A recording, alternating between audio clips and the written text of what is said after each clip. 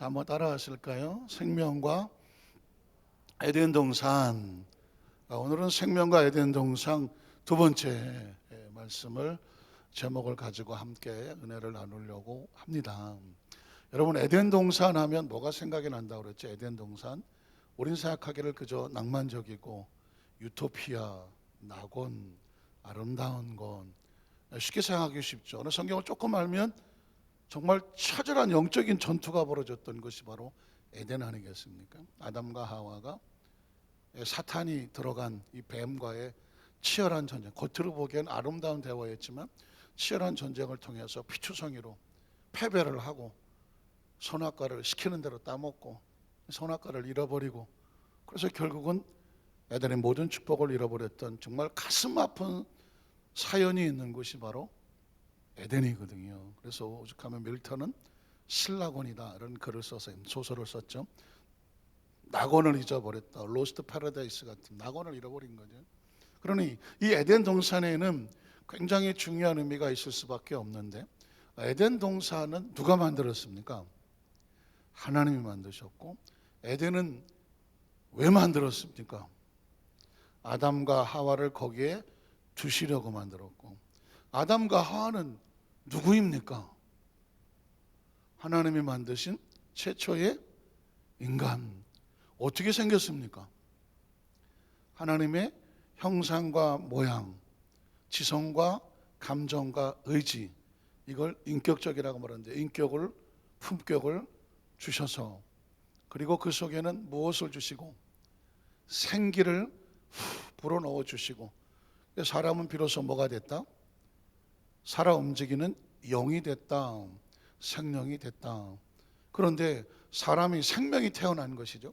생명이 태어나면 이 3차원의 생명은 뭐가 필요냐면 먹고 입고 마시고 주거하고, 그리고 생명이 번성하고 유지할 수 있는 환경과 조건이 필요한 거죠. 그래서 하나님께서 만드신 아담과 하와를 위한 이 생명을 위해서 최고의 조건으로 만드신 게 뭐다? 에덴이라는 것이죠.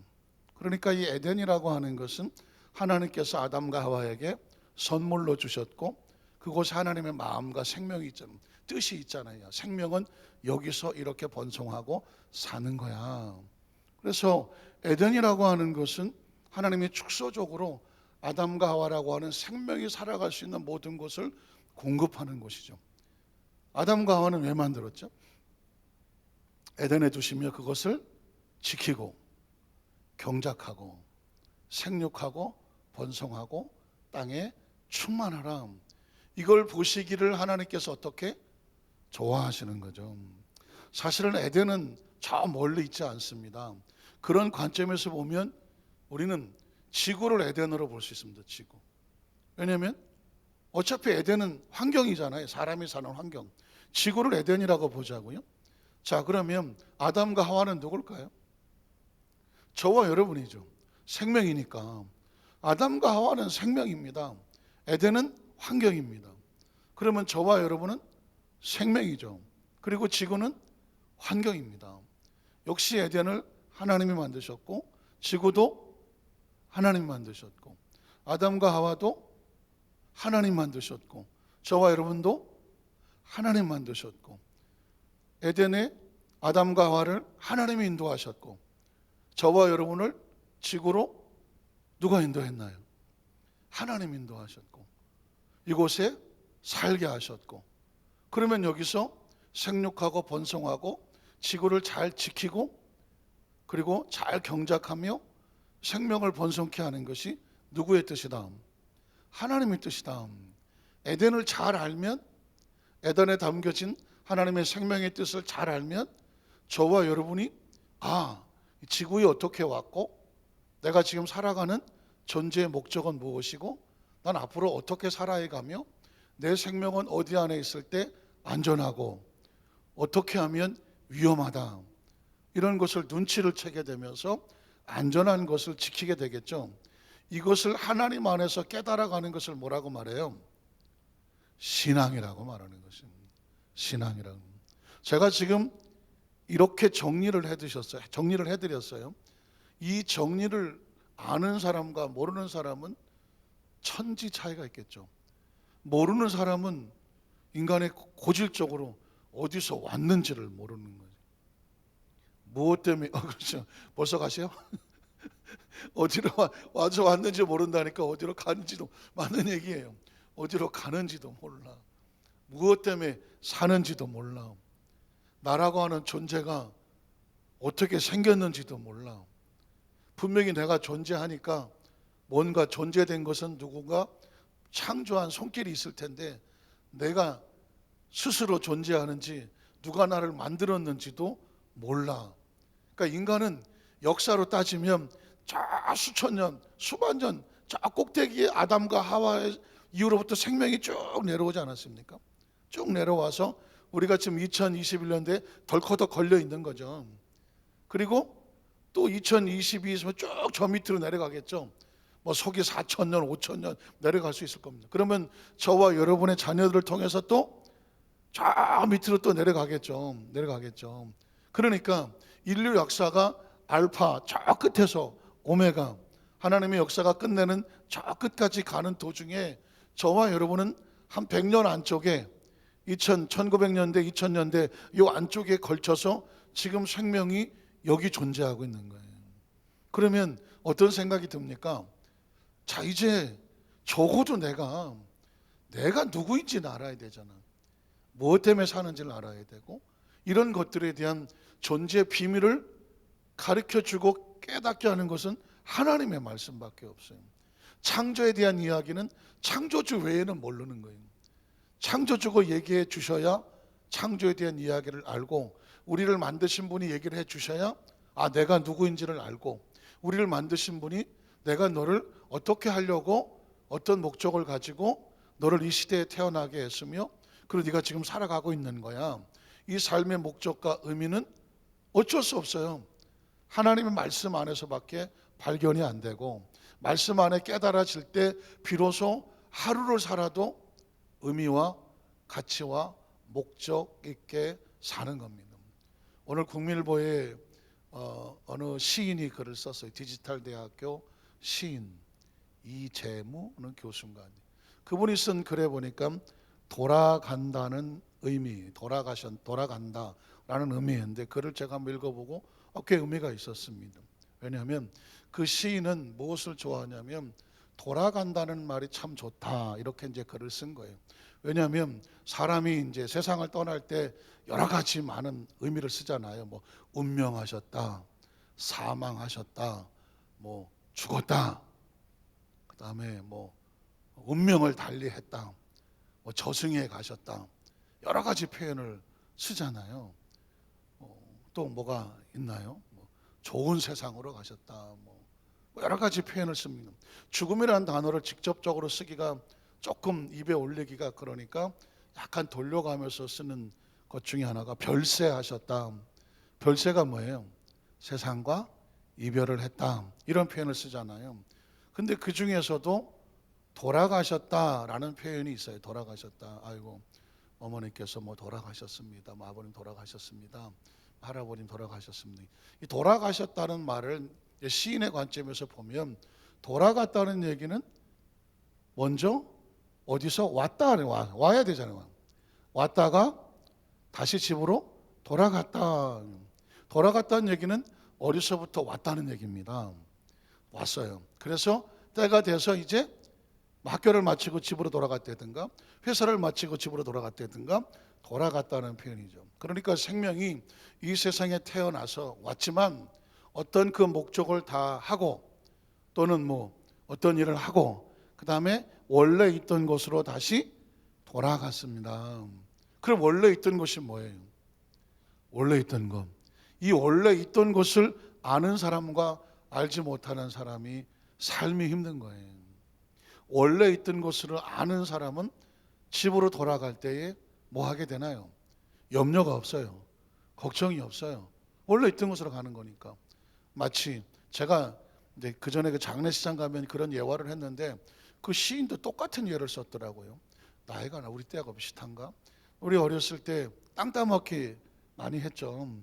운동장에서 아이들하고 아마 초등학교 한 1, 2학년 정도 하겠죠. 뭐 3학년만 돼도 그거 하겠어. 유리구슬 같은 거 이렇게 유리 조각 내면 그 세면에다 빡빡 갈아갖고 동그랗게 만들잖아요. 그래서 운동장에다 네모나게 이렇게 쳐놓고 아이들끼리 구덩이 앉아갖고 띡띡띡 세 번에 들어오면 거기까지 내 땅이잖아요. 또 띡띡띡 해서 내 땅 이렇게 이제 땅을 넓혀 땅 따먹기죠. 그렇게 하다가 저녁에 이제 해가 넘어올 때 되면 옛날엔 집에 굴뚝이 있었잖아. 굴뚝이 이렇게 옆으로 서 있잖아요. 그러면 이제 연기가 올라가요. 뭐 할 때가 된 거예요? 밥할 때가 된 거죠. 밥할 때가. 그래서 이제 뭐 밥 찝는 냄새가 나기도 하고 그때쯤 되면 이제 삐그덕하고 옛날 대모는 좀 소리가 났죠. 삐그덕하고 소리가 나죠. 그래서 열면서 누가 나와요? 엄마가 나오죠. 엄마가 나와서 뭐라 그래요? 다시 방배고프니까 나와라. 이건 저는 어렸을 때 못 들어본 말이에요. 저는 어렸을 때 경기도에 살았기 때문에 서울서 살았기 때문에 이건 못 들었지만 제가 군대 생활을 광주에서 했거든요. 그래서 제가 이 호남 말을 이제 편하게 쓰는데 그 시기 빨리 밥 먹게 빨리 와라. 뭐 그냥 갖다 막 쓰는 거예요. 어쨌든 간에 야 누구야 뭐 영자야 뭐 영식아라고 옛날에 뭐 전화도 없고 그러니까 막 운동장에서 소리 지르잖아요. 그러면 왜요? 그럼 밥해 먹었다 빨리 와라. 알았어요 조금만 더 하고요. 그럼 빨리 와라. 몇 번 한 다음에 어떻게 하죠? 야 빨리 가야 되겠다 해갖고 거기 여태까지 따먹었던 거 어떻게 돼? 발로 빡빡 비벼갖고 누가 가져갈까 봐 빡빡 비벼갖고는 집으로 돌아가지 않습니까? 사실은 아무쪼록 할 땐 진짜 눈에 불이 나서 이렇게 했거든요. 내가 더 많이 땅을 막 찾는다고. 그러나 이름을 부르면 그때부터는 그냥 그 많이 땄던 땅이 뭐예요? 다 발로 빡빡 비비고 야 내일 다시 만나 또 가잖아요. 시인의 눈에는 제 눈에 그랬거든요. 인생이란 그런 거거든요. 저와 여러분이 지구에 땅 따먹게 하러 온 거지. 땅이 됐든 뭐가 됐든 어쨌든 뭔가 열심히 눈에 불이 나서 뭔가를 하죠. 그러나 우리의 이름을 부르면 어디에서? 하늘에서 우리의 이름을 부르면 그동안 손에서 열심히 하던 그 유리구슬 이런 것들은 다 내려놓고 빡빡 비비고 아무것도 못 갖고 그 땅 가져가요? 못 가져가요? 못 가져가잖아요. 하나도 못 가져가지. 다 털고 깨끗이 씻고 집으로 들어가야 저녁을 먹죠. 그래서 천상병이라고 하는 시인은 귀천이라는 시에 그렇게 썼죠. 나 하늘로 돌아가리라. 그래서 그분은 인생을 뭐라고 썼느냐? 소풍. 한번 따라하실까요? 소풍 좋아하세요? 소풍. 제가 그래서 인생을 소풍이라고 생각을 하면 아까 제가 박수도 치고 웃고 재밌게 사셔야 돼요. 이 의미를 돌아갈 때가 있고 지금 하는 것은 결국은 다 땅에서 빡빡 치우고 놓고 올 거다라는 정도의 인생을 밑에서 내려다 보게 되면 어떤 생각이 되냐면 여유가 생기고 마음의 준비가 생기지 않습니까? 이게 백그라운드가 돼야 이제 자연스럽게 그러면 에덴이라고 하는 것은 구말레 장천 저 멀리 있는 남의 얘기가 아니라 사람 사는 이야기예요. 자, 그러면 에덴에서 흘러나오는 네 개의 강이 기록이 되어 있어요. 한번 성경 구절을 한번 볼까요? 강이 에덴에서 흘러나와. 자, 여러분 보십시오. 강이라고 하는 것은 그 당시에 인류의 문명의 4대 유원지가 있잖아요. 수원지가 있는 거죠. 문명의 발상지가 있지 않습니까? 옛날 사람들은 문명의 발상지를 어디에다가 두었나요? 강이었어요. 무슨 뭐 황하강, 무슨 뭐 유파라테스 강, 강을 중심으로 사람은 살 수밖에 없었어. 그 강이 있어야 거기에 농사도 지을 수 있고, 강이 있어야 가축도 키울 수 있고, 강이 있어야 고기도 잡고, 사람이 그 당시 옛날 초창기에는 먹고 사는 문제는 강을 중심으로 해서 문명이 발전할 수밖에 없었어요. 그러니까 강은 꼭 생명의 줄기와 같아요. 그런데 그 생명의 줄기가 어디서 나왔어요? 에덴에서 흘러나왔다는 것은 생명의 근원지는 하나님으로부터 출발하는 것입니다. 그래서 에덴에는 생명의 근원지가 강이 네 곳 흘러나와서 동산을 적시고 거기서부터 갈라져서 네 근원이 되었으니, 그래서 10절로 14절까지는 네 개의 강이 나오는 거예요. 한번 읽어보겠습니다. 첫째 이름은 비선이라는 것인데 금이 있는 하윌라 온 땅을 둘렀다. 재미있는 것은 에덴 동산의 그 아름다운 땅인데, 그 아름답고 피옥한 땅에 강이 흘러서 생명의 줄기가 뻗어 나가는데, 성경은 이 아름다운 곳에 더 아름다움을 정말 더 하려고 보석을 내줍니다. 그 땅은 아름다움, 정경과 그리고 가치 있는 금으로 둘러 있다라고 하는 표현을 합니다. 자, 금이 있는 하율라 땅이고, 그 다음 절에 보면 그 땅의 금은 순금이고 그곳에는 베들리엄과 호마는 보석들이 있었으며, 그 다음 절에 보면 둘째 강의 이름은 기온이라 구스 온 땅을 흘렀고, 구스라고 하는 것은 지금의 이디오피아 같은 그런 아프리카 쪽과 연결된 곳인데 온 땅을 둘렀고, 그 다음 이름은 셋째 강의 이름은 히데겔이라 아수르 아시리아 동쪽을 흘렀으며, 넷째 강은 유브라데 강이다. 그래서 어떤 사람은 이 강들에 있는 겹치는 부분을 추적해서 과연 아마 이 정도쯤에 에덴이 있지 않았을까라고 추적하는 사람들도 있습니다. 그러나 어쨌든 아담과 하와 이후에 에덴이라고 하는 것을 구체적으로 우리가 어디라고 추적할 수는 없지만, 그러나 강이 흘러나왔던 근원지며 우리의 생명의 줄기는 어디서부터 나오느냐? 하나님으로부터 나온다. 그래서 제가 한번 적어봤어요. 생명과 에덴이다. 자, 생명과 에덴이라는 것은 에덴의 생명의 근원지인데 사실은 아담과 하와로 인해서 잃어버렸잖아요. 지금 우리는 그 에덴을 다시 찾으려고 하는 것인데, 그 다시 찾는 게 누구냐? 예수 그리스도를 통해서 우린 잃어버린 낙원을 찾습니다. 제가 지난번에 주일 설교 가운데 예수 그리스도와 생명나무에 대해서 말씀을 했죠. 아담과 하와로 인해서 생명나무가 닫혀졌습니다. 그런데 예수 그리스도 이후에 예수님의 이름이 나오면 항상 나오는 단어가 생명입니다.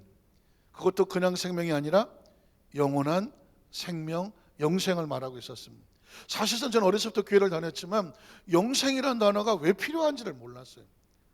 영생의 뜻도 좀 애매했고, 그리고 영생. 그러나 영생의 의미를 알고 난 이후에 인간의 최고의 축복은 영생이에요. 당장은 영생이 눈에 보이지 않는 것 같고 영생이 추상적으로 보이지만, 생명에 있어서 가장 최고의 축복과 가장 필요한 축복은 뭐다? 영생이에요. 영생이란 뭐냐? 영생 안에는 뭐가 없어요? 죽음이 없는 거죠. 영생 안에는 뭐가 없을까요? 질병이 없는 거예요. 영생에 뭐가 없을까요? 노화가 없는 거예요. 영생이란 단어는 우리 생명에게는 가장 중요한 건데, 자, 3차원의 삶을 사는 저와 여러분은 시간과 공간의 제한을 받는데, 시간과 공간의 제한을 받는 우리 생명의 가장 위험적인 요소가 뭐예요? 생, 노, 병, 사예요. 인간은 태어나서 늙어가 노화하고 병들어서 죽는다. 이게 시간과 공간의 제한을 받음, 그리고 하나님의 생명나무를 잃어버린, 그리고 영생을 잃어버린 인간의 운명은 생로병사야. 그런데 왜 우리가 영생이 필요하냐면, 인간이 육체를 벗어나서 하나님의 차원으로 시간과 공간을 벗어나면 뭐가 없어요? 노화가 없어요. 질병이 없어요. 그리고 뭐가 없어요? 사망이 없죠. 노화와 병과 사망은 생명을 위협하는 거거든. 그런데 영생은 뭐냐? 노화가 없죠. 질병이 없죠. 죽음이 없어요. 이 노병사는 생명의 적이에요. 그래서 우리가 어떻게든지 이 땅에 있으면서 시간을 거꾸로 돌아보려고 진짜 별거 다 하시잖아요. 주로 연예인들에게 해당이 됐지만, 어느 날 안 보이다가 나타난다 보니까 양쪽 볼따구가 빵빵하잖아요. 저 양반이 여기 볼따구에다가 뭐 바람을 넣나? 너무 녹았고 그냥 얼굴이 동글동글하잖아요. 뭘 집어넣은 거예요? 피부가 뭐 이렇게 좀 이렇게 뭐 주름지고 뭐 이런 것들을 피기 위해서 그다가 뭐 필러 같은 뭐 기름기 덩어리 같은 거 집어넣어서 피신 거 아니에요. 또 어떤 분은 여기를 이렇게 칼로 째갖고 우리 바짝 잡아당기잖아요. 왜 그래? 나이를 먹으면 피부가 좀 이렇게 처져요. 밑으로 이렇게 내려오잖아요. 좀 이렇게 내려와. 그래서 사실 나이 먹으면 얼굴이 좀 길어 보이고 눈도 처지고 뭐 코도 처지고 입도 처지고 자꾸 좀 나이 먹으면 처져 보이잖아요. 이거를 리프팅 끄집어 올려고 째갖고 잡아당겨갖고 너무 잡아당기면 눈이 안 감겨갖고 이렇게 아시는 분, 눈 뜨고 주무시는 분도 이렇게 되거든요. 뭐 그런 거라든가 어떻게든지 인간이 이 노화되는 걸 갖다가 최대한 좀 늦춰보려고 하지만 세월은 못 속이고 세월 앞에 장사가 없고, 그래서 제가 이 이야기를 할 수밖에 없는 얘기는 뭐냐면 왜 예수 그리스도는 우리에게 영생이라는 단어를 이야기하는가. 저와 여러분의 궁극적으로 생명에 가장 중요한 것은 영생이라는 단어예요. 그런데 이 영생이라는 단어는 예수 그리스도로 인하여 얻어지는, 그래서 잃어버렸던 생명 에덴을 되찾는 것이 예수 그리스도다. 왜? 에덴에 뭐가 있는데? 선악을 알게 나무뿐만 아니라 무슨 나무가 있었죠? 생명나무가 있었어요. 생명나무가 얼마나 소중하냐. 아담과 하와는 창조되었을 때 죽음이란 단어가 없었어요. 왜냐하면 에덴에 모든 육체가 먹을 것이 있으며 생명나무가 있었거든. 저는 생명나무를 그냥 스쳐 지나갔지 제가 한 번도 생명나무 가지고 설교를 해본 적이 없었어요. 근데 지지난번에 주일 에덴에서 외치고 있는 선악과의 이야기를 계속 뚫고 들어가다가 보니까 선악과 옆에 생명나무가 있는 거고, 그 생명나무는 예수 그리스도 믿는 자마다 멸망치 않고 영생이라는 단어가 나오죠. 영생을 얻게 하려 하심이라 했을 때 그 영생에게 할 수 있는 공급처가 뭐예요? 생명나무죠. 아담과 잃어버렸던 생명나무를 우리가 다시 되찾았는데 믿는 자마다 멸망치 아니하고 영생을 얻게 하려 하심이라. 누구를 믿으면? 예수 그리스도를 믿으면. 그래서 예수 그리스도는 저와 여러분의 이 시대의 생명나무인 것이죠. 그래서 이 성경은 주제가 뭐라 그랬죠? 창세기 생명이에요. 에덴이 왜 필요하다고요? 생명 살라고. 그럼 에덴에서 강이 왜 흘러요? 생명의 줄기가 흘러나가서 그 에덴에 연결된 사람들은 다 생명이 사는 것이고, 금은 보석이 왜 필요합니까? 생명을 위해서 필요한 것이죠.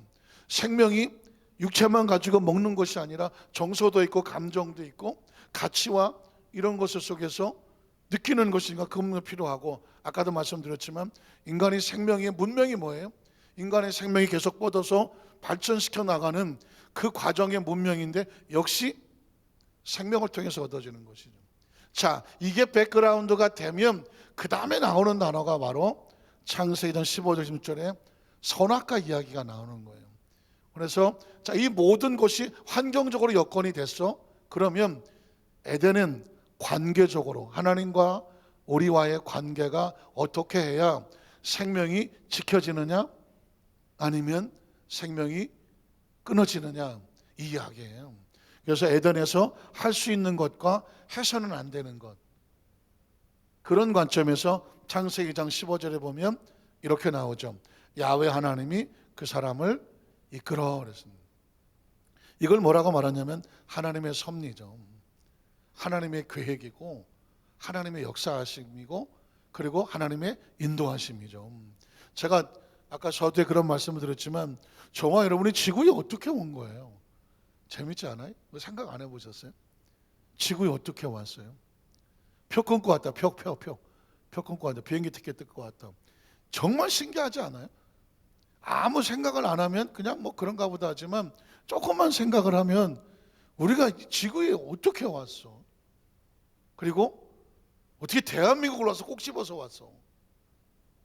그리고 요즘 막 성도 막 왔다 갔다 트랜스젠더가 있어서 아주 골치 아픈 세대가 됐지만 어쩌다가 남성이 되고 어떻게 여성이 되는 거예요? 이런 것들은 인간의 영역이 아닌 거잖아요. 이건 하나님의 영역인 거예요. 그러니 인간이 하나님의 섭리를 인정하지 않을 수가 없는 거죠. 여기 아담과 하와도 자기가 오다 가다 우연히 에덴에 들어갔다고 말하지 않아요. 하나님이 그 사람을 이끌어오죠. 이끌어가 뭐예요? 인도하심이죠. 이끌어 에덴의 동산에 두셨다는 목적과 이유가 있는 거죠. 그것을 경작하며 뭐하게 한다? 지키게 하시고. 그래서 성경 한 구절 한 구절을 보면 그 사람을 이끌어갔다. 그래서 이 사실을 다윗은 뭐라고 말해요? 야훼는 나의 목자시니 그가 나를 푸른 초장과 쉴만한 물가로 인도하신다는 거예요.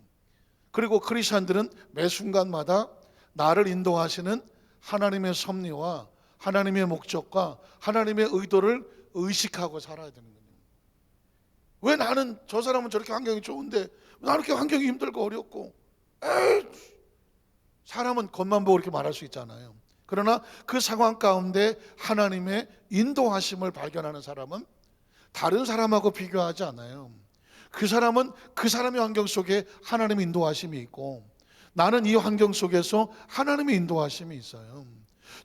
당장 눈에 보기에는 저게 좋아 보이고 내가 힘들어 보일지 모르지만 하나님의 인도하심 속에서는 저기도 축복이고 여기도 축복이에요. 환경 때문에 축복이 아니라 하나님의 인도하심 때문에. 제가 요셉의 이야기를 들잖아요. 요셉은 팔자도 기구하게 어린 나이에 엄마를 잃었잖아요. 철머린 어린 아들을 데리고 배다른 형 10명 팀에서 살아남아야 됐어요. 할 수 있는 방법은 없었어요. 형들의 잘못을 아버지한테 질러 바쳐서 아버지 마음을 사는 것밖에 없었어요. 그렇지 않아도 야곱은 요셉을 좋아했어요. 자기가 사랑했던 라헬의 아들이기 때문에. 그래서 채색 옷을 입혀갖고 내가 너를 더 끔찍히 사랑한다, 이걸 주고 싶었던 거죠. 그러나 오히려 그것 때문에 형들한테 뭘 당해요?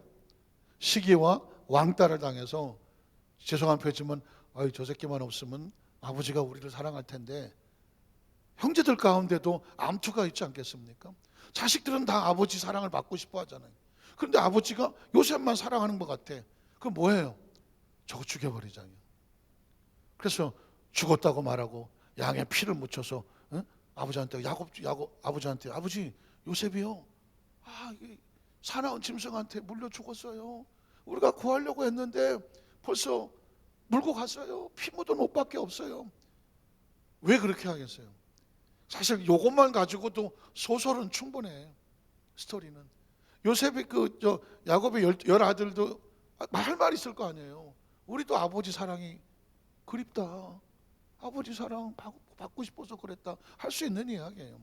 뒤집어 말하면 어쨌든 요셉의 입장에서는 그 틈바구니 속에서 팔려가고 남의 집살이하고, 환경적으로 볼 때는 요셉이 왜 난 이래, 왜 난 이래 할 수 있다는 얘기예요. 그러나 하나님의 섭리를 보면 요셉은 환경이 어렵지 그의 삶은 최고의 축복의 한 가운데 있는 거예요. 믿으십니까? 저와 여러분의 인생을 살아가면서 무슨 금수저 물고 무슨 저 강남의 무슨 펜트하우스에 최고 꼭대기 120평짜리 안 살아도 지금 주어진 환경 가운데 하나님 안에서 하나님의 섭리 속에 있다면 이게 최상의 축복이에요. 믿으십니까? 그렇게 인생을 봐야 삶의 의미가 있어요. 목적이 있어요. 계획이 있어요. 지금 여러분 연단받고 훈련받고 힘들고 어려울 거예요. 제가 옛날에 군대 생활할 때는 주머니에 돈이 많았어요. 가만히 있어도 갖다 주는 보직에 있었어요. 좀 위험해서 그렇지. 흔적도 없는 그냥 막 갖다 주는 돈이에요. 그걸 다 끊고 제가 제대하고 다시 신학생으로 돌아간다? 쉽지 않았어요. 그런데 그건 겉으로 보면 못하는 건데, 제가 내 안에 계시는 하나님의 인도하심은 그거를 내려놓고 신학을 다시 들어갔어요. 가지고 있던 다 트는 거 부모님들 집 왔는데 드리고 나니까 저는 하루에, 죄송한 표현이지만 딱 토큰 4개 학교를 가려니까 버스 갈아타서 한 번 가고 갈아타고 오는 거. 그리고 중간에 나이가 저 20대니까 뭘 먹어야지 배도 고픈데 500원 땅콩 샌드위치 쭈쭈바 최고야. 쭈쭈바 하나 사갖고 딱 잘라갖고 그거 하면서 땅콩 샌드위치 하나라도 먹어야 20대 후반의 젊은 청년이 그 간식이라도 돼. 그렇게 했어요. 정말 하루하루가 이게 이 신학을 한다는 게 이게 뭐 하는 건지 모르겠어요. 진짜 세상으로 말하면 거지꼴 같이 했었어요. 그러나 전 당연한 걸로 여겼어요. 당연하게. 여기서 하나님의 인도하심에 따라 하나님이 훈련하셔서 하나님이 이끌어가셔서 지금 이렇게 안 하면 내가 언제? 그래서 저는 신학을 다니면서 옛날 군대 가기 전에 신학했을 때는 야간대학 식당을 다녔어요. 직당을 다녔어요. 그러나 제대하고 나서 신학을 다시 복학했을 때는 아무것도 안 했어요. 왜 그런지 아십니까? 군대 가서 배운 게 있어. 훈련소의 땀 한 방울이 전쟁터의 피 한 방울이다. 훈련소에서 어영부영하면 너 실전에 나가면 어영부영해. 그때 제가 정신 바짝 차리고 내가 신학을 공부하는 동안에는 나는 1등 할 거야. 난 1등 할 거야. 그래서 나중에 내가 만날 그 미래의 성도들 앞에서 나는 떳떳할 거야. 하나라도 더 배워야 우리 성도들에게 하나라도 제대로 가르칠 것 아니냐, 전해줄 것 아니냐. 여기 신학생들도 있지만 전 그랬어요. 그때 어떤 그 장신대를 졸업하고 영산에 편입해 들어왔던 저하고 나이가 비슷한 또래 한 젊은 형제 하나가 오리엔테이션에 이런 얘기 하더라고요. 신학교에서는 한 C학점만 받으면 됩니다. 나머지는 실천 신학하고 기도하고 전도하고 해야지 너무 공부에 신경 쓰지 마십시오. 맞는 얘기일 거예요. 그 사람 얘기 그 입장에서 그럴 거예요. 저는 그 얘기를 듣는 순간 속에서 화가 났어요. 왜 그런지 아십니까? 의사가 되기 위해서 대학을 나오고 의학 전문대학 가서 그 사람들이 헐렁헐렁 하겠습니까? 한 C학점 정도 그냥 하면 돼. 또 대학에서 또 놀 거 놀아야지. 만약 그랬다고 치십시다. 그러면 인간의 생명을 다루는 의사가 C학점 받아갖고 의사 면허를 따서 의사를 한다고 해봐요. 그러면 뭐 점수가 나오지는 않겠지만 C학점을 받은 의사가 생명을 다룬다고 할 때 환자 입장에서 어떻겠어요? 불안하지 않겠습니까?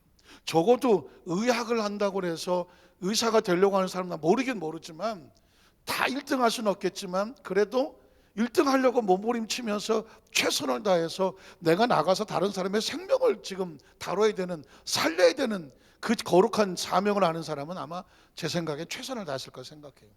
신학은 더 이상이죠. 이건 영혼을 다루는 거예요. 하나님의 말씀으로 영혼을 다뤄서 그 사람의 생명을, 아니 다리 고치고 팔다리 고치는 정도가 아니라 운명이 달린 거거든. 생명이 달린 거거든요. 그러니까 어떻게 해야 돼요? 최선을 다해야 돼요. 어쩌다 지금 얘기가 나왔습니다만, 그래서 저는 제가 옛날 영산대학원 다닐 때에 학적부를 뜯어서 우리 성도들 앞에 공개를 해도 나는 자신만만하다. 올 A니까, 올 A 플러스니까 평균이. 그건 왜 그런지 아십니까? 그때 당시에 제가 가진 마음이 그랬다는 거예요. 왜? 하나님이 여기다가 인도했을 때 훈련받을 땐 훈련받자, 교육받을 땐 교육받자. 먹고 마시는 게 중요한 게 아니다. 그러니까 전 제 몸에 10,000원짜리 이상을 걸쳐보지를 못했어요. 그냥 가다 길거리 5,000원짜리도 팔아요. 운동화, 신발, 바지 뭐 10,000원짜리도 걸려요. 가다 보니까 10,000원짜리 저 티도 있더만 10,000원짜리 가다마이도 있어요. 입고 보니 별 차이도 안 나. 어느 날 인물이 좋아 보니까.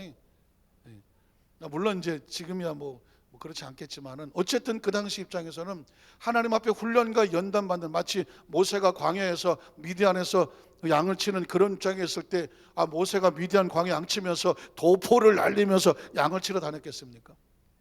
수십 년 된 그 가죽 옷을 입고 낡은 신발을 끈더라고 머리는 질질 흐르더라도 그의 사명은 양을 이끄는 거니까 그 연단을 받는 거죠. 때가 되면 또 하나님께서 지팡이 들려서 나가서 너 백성 살려 하면 하는 거고. 제가 이렇게 말씀드리는 이유는 뭐냐면 그 하나님의 인도하심이 축복이라는 거예요. 축복이야. 사망의 음침한 골짜기라도 푸른 초장과 실만한 물가가 아니더라도, 푸른 초장과 실만한 물가도 축복이지만 사망의 음침한 골짜기도 축복이다 이거예요. 왜 그런지 아십니까? 주께서 나와 함께 하심이다. 이걸 겪어보면 다음에 사망의 음침한 골짜기를 지나갈 때 겁을 먹겠어요, 안 먹겠어요? 안 먹지. 왜? 지난번에 나 거기 딱 빠져나왔어. 오히려 하나님께서 숨결을 느끼게 해주셨어.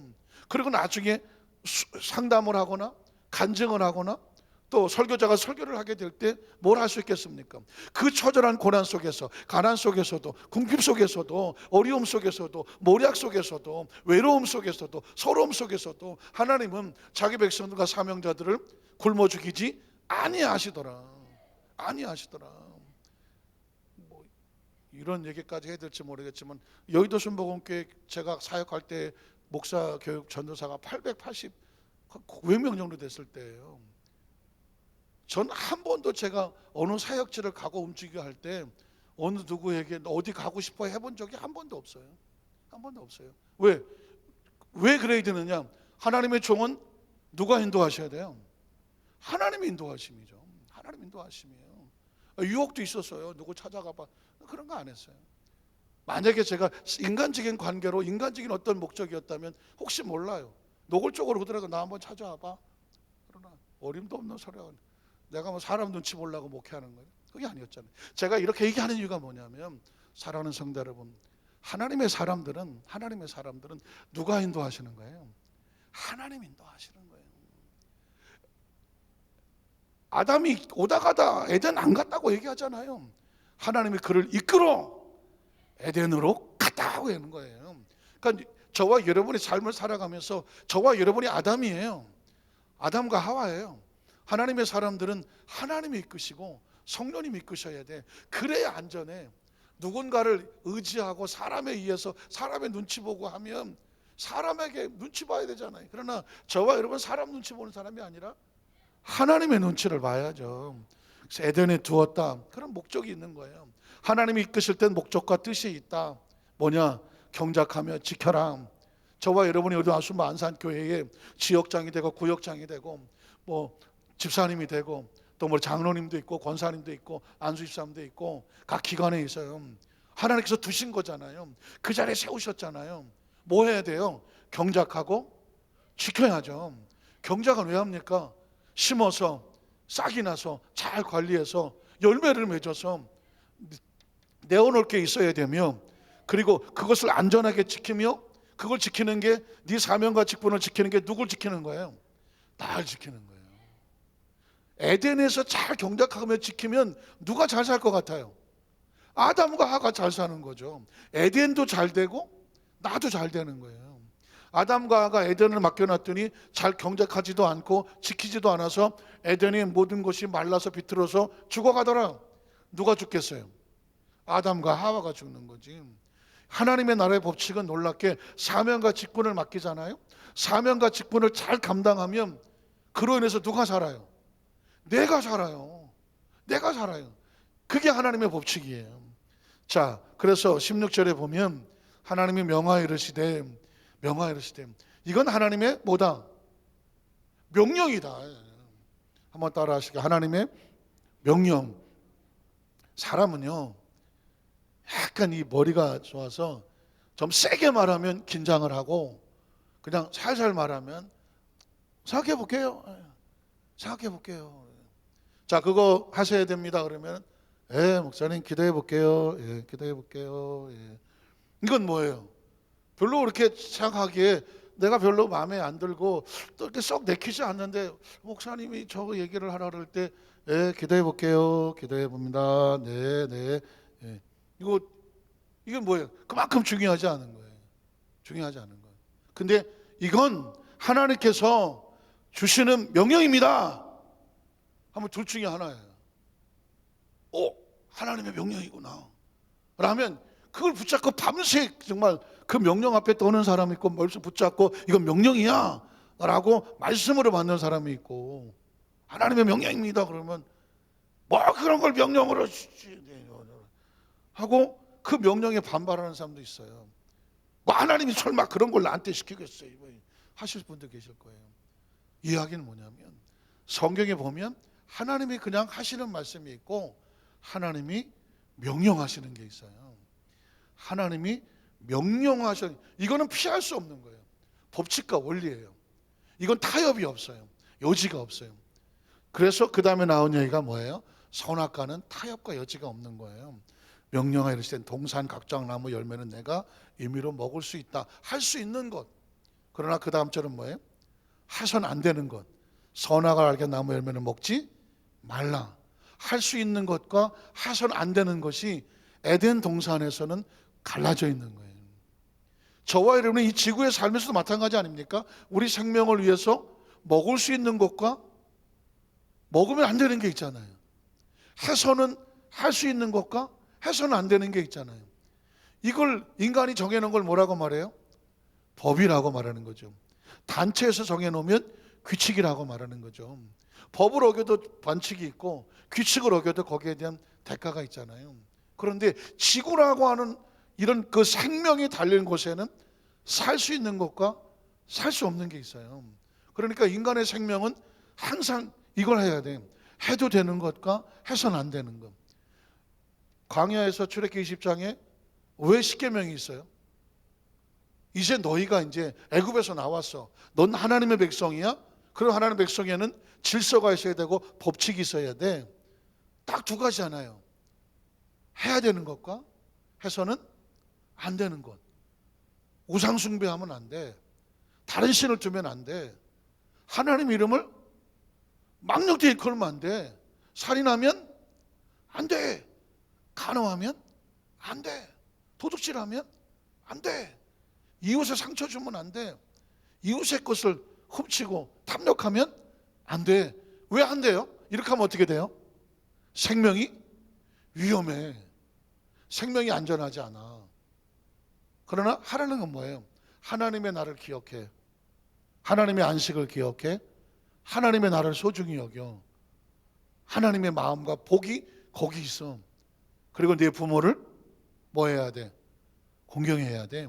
하나님을 공경하는 것이 하나님의 나를 공경하는 거라면 부모를 공경하는 것은 역시 네 생명에 안전하고 장수하여 복이 있으리라고 말씀하는 거죠.